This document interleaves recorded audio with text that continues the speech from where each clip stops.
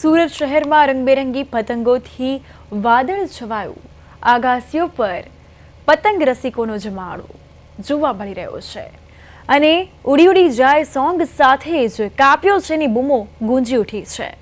ધારાસભ્ય પૂર્ણેશ મોદી સહિત મોટી સંખ્યામાં લોકોએ પતંગ ચગાવ્યા છે। બાળકોથી લઈ વડીલો આકાશીમાં ભેગા મળીને ઉત્તરાયણના પર્વની ઉજવણી ઉષ્માભેર કરી રહ્યા છે અને ઉત્તરાયણના પર્વમાં મગ્ન થયા છે।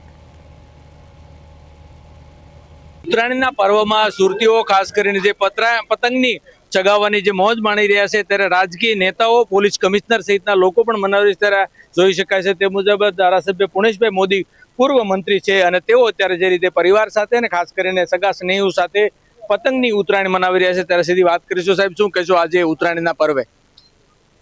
ઉત્તરાયણ પર્વ પૂરા ભારત વર્ષ અલગ અલગ રીતે ઉજવી રહ્યું છે।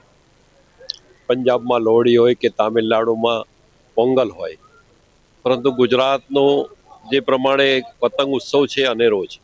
એમાં વિશેષ સુરતનો કે જેમાં પોક, પતંગ, ઊંધિયું એની સાથે સંગીત, આખો દિવસ લોકો ટેરેસ પર, ધાબા ઉપર મનોરંજન સાથે પોતાનું આખો દિવસ એક ઉત્સવમાં અને અનેક રંગ જે પતંગના છે એવા રંગબેરંગ પોતાના જીવનમાં ઉતારીને આજે ધન્ય થાય છે।